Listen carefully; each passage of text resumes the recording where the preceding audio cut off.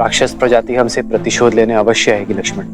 हमें शीघ्र अतिशीघ्र यहाँ एक गुफा का निर्माण करना होगा ताकि मैं पंचवटी में इनका सामना कर सकूं और सीता यहाँ सुरक्षित रहे। आप क्यों भैया? रक्षक का धर्म तो मेरा है, इसीलिए इन राक्षसों का सामना भी मैं ही करूंगा। आप यहाँ भाभी माँ के साथ रहिए। तुम्हारे सामर्थ्य पर तनिक भी संदेह नहीं है मुझे लक्ष्मण। तभी तो संसार में सबसे अमूल्य,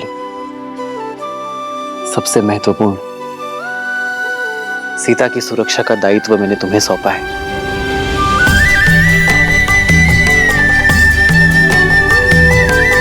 जी भैया।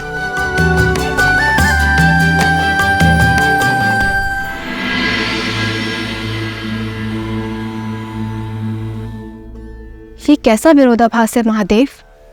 एक और श्री राम शापित अहिल्या का उद्धार करते हैं, राक्षसी ताड़का को मां कहकर पुकारते हैं, और वहीं दूसरी ओर शूर्पणखा के साथ इस घटना का समर्थन भी करते हैं।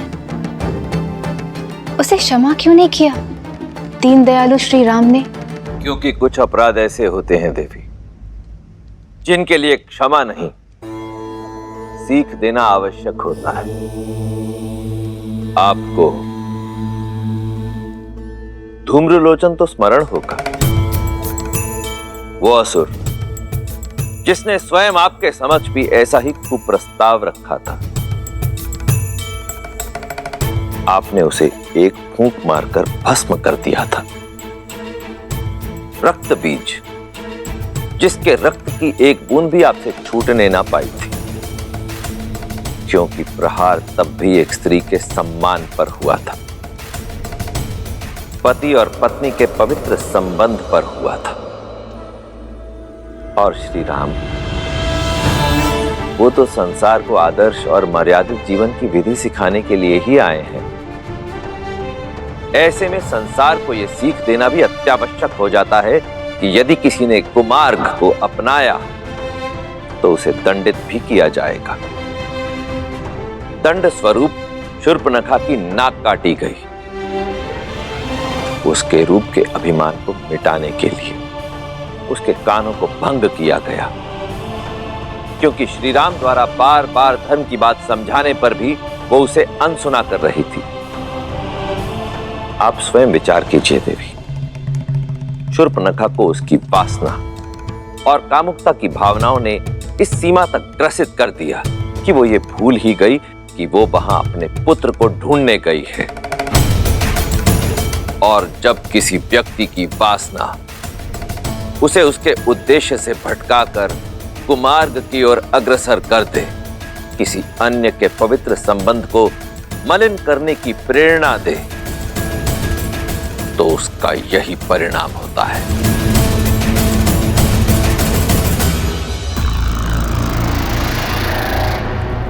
भैया!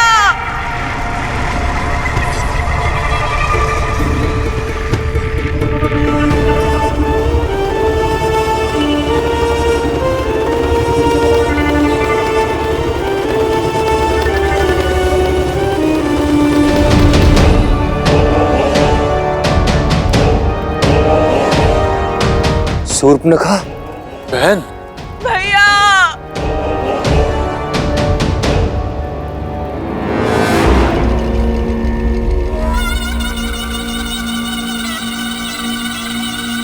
बहन, ये कैसे?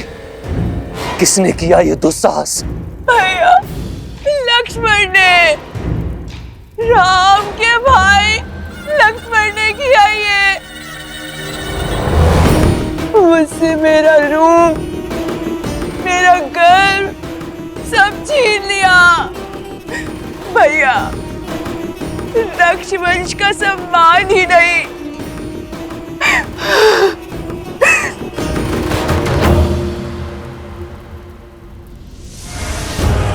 मेरे पुत्र के प्राण भी ले लिए। भैया शंभू, क्या?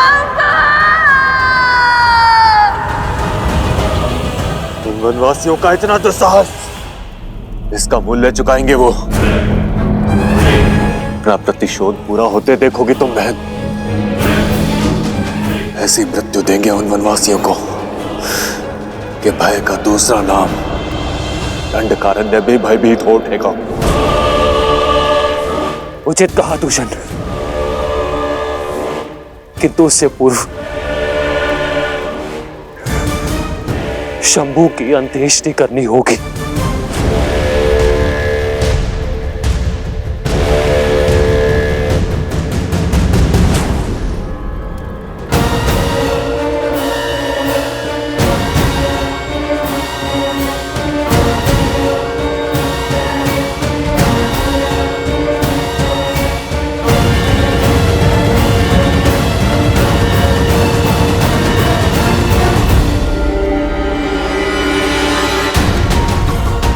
दूषण, अभी के अभी इसी क्षण हमारी पूरी सेना को सज्ज करो। पूरे 14,000 राक्षस सैनिकों के साथ पंचवटी की ओर कूच करेंगे। बहन के अपमान की अग्नि अब शत्रु के रक्त से बुझेगी। किंतु भैया, न राम साधारण है और ना ही उसके अस्त्र। भला हमारे रक्ष सैनिक उन शत्रुओं के सामने कैसे टिक पाएंगे भैया? यदि उनके पास दिव्य अस्त्र है तो हमारे पास भी 6 अति बलशाली वीर राक्षस सेनापति हैं। दूषण और महाकपाला के साथ 4 और शूरवीर, जिनमें बल और बुद्धि दोनों का अद्भुत संगम है।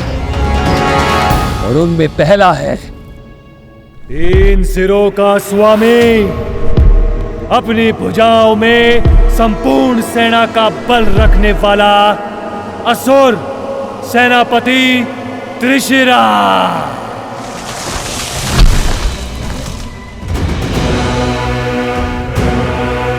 दूसरा छल, बल और युद्ध कौशल का धनी, निपुण, निर्भीक, महापराक्रमी रामदेव।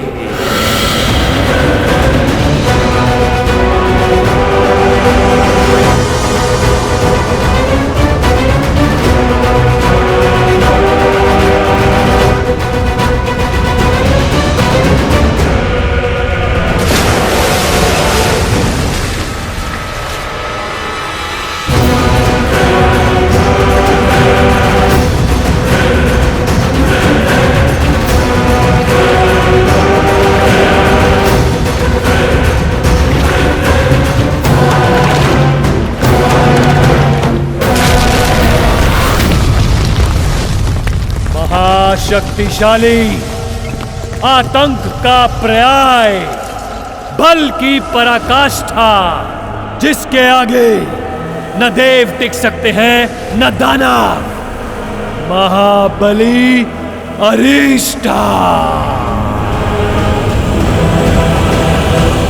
और सबसे शक्तिशाली अस्त्र, कुटिलता में पारंगत, दया से दूर, बल से भरपूर, अनेकों बार इस धरा को संतों के रक्त से रंगने वाला, परम प्रतापी स्थूलक्षा,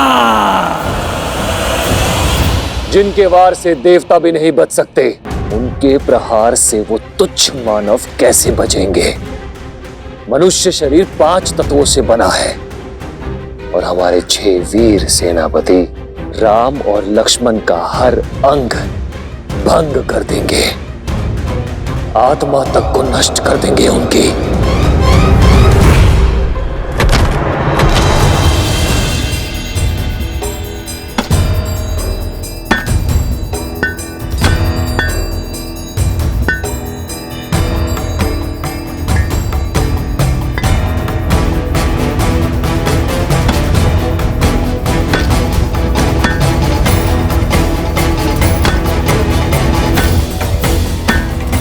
बस कीजिए भैया,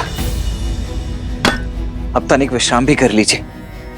शेष कार्य मैं स्वयं ही कर लूंगा अकेले। विश्राम से अधिक महत्वपूर्ण है लक्ष्मण, हमारे पास समय शेष नहीं है। दिन ढलने के पूर्व इस गुफा का निर्माण करना होगा। जितना मैं असुरों को समझाऊं, वो रात्रि में ही प्रहार करेंगे।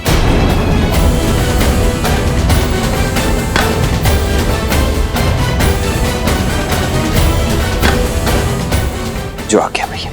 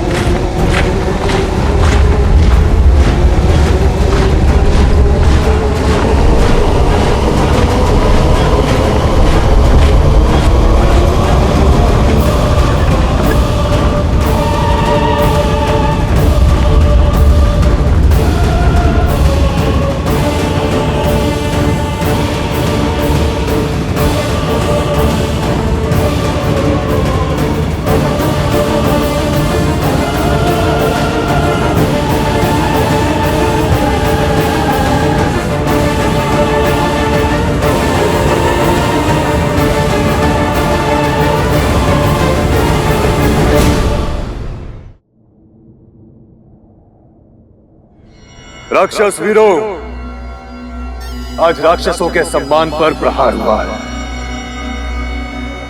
दो तुच्छ वनवासियों ने हमारे बल को ललकारा है, हमारे शौर्य को चुनौती दी है।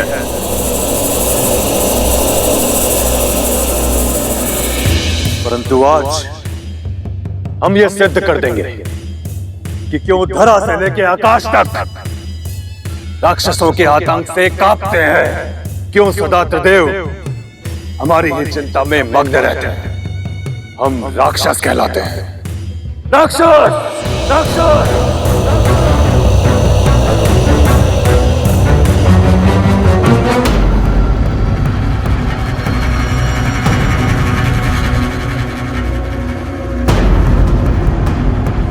तेरे 6 वीर सेनापति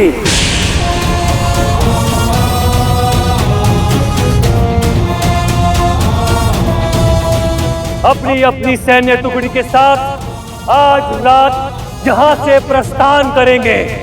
हम राम और लक्ष्मण का संहार कर वापस लौटेंगे।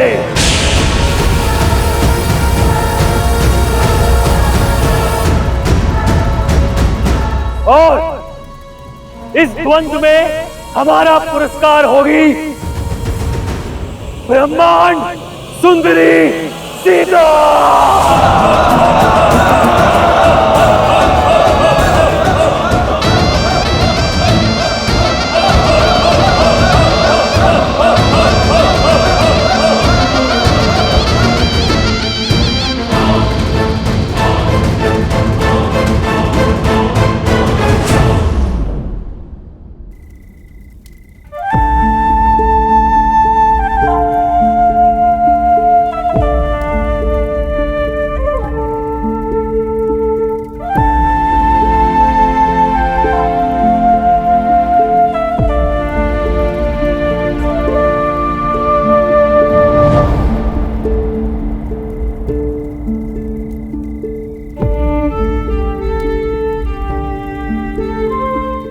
रात्रि होने को है सीते, तुम लक्ष्मण द्वारा सुरक्षित इस गुफा में ही रहना। मैं पंचवटी में आने वाले संकट की राह देखूंगा। ये सब मेरे कारण हो रहा है ना आर्य? हाँ, संसार के दुष्टों के संहार का कारण हो तुम सीता, और ये गर्व की बात है।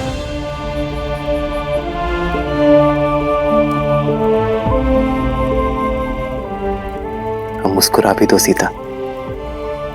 मेरी सीता के सुंदर मुख पर चिंता का भाव शोभा नहीं देता।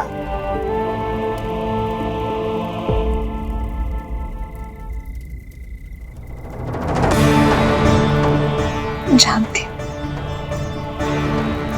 विजय धर्म की ही होगी, मेरे श्री राम की ही होगी। भाभी माँ की आप तनिक भी चिंता मत कीजिए भैया। मैं उनकी रक्षा उसी प्रकार करूंगा जिस प्रकार पलकें आंखों की करती है। जानता हूं लक्ष्मण, तभी तो अपनी प्राण प्रिय सीता की सुरक्षा का उत्तरदायित्व मैं अपने वीर भाई के कंधे पर सौंप कर जा रहा हूं।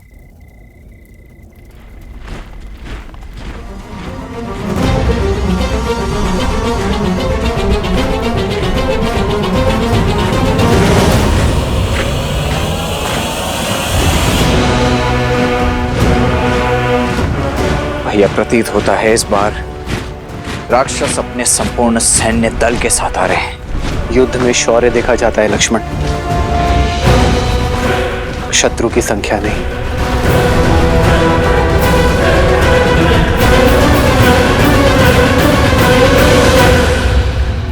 आर्य,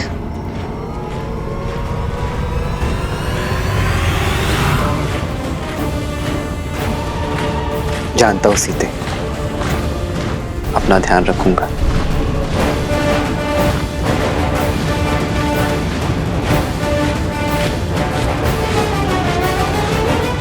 लक्ष्मण,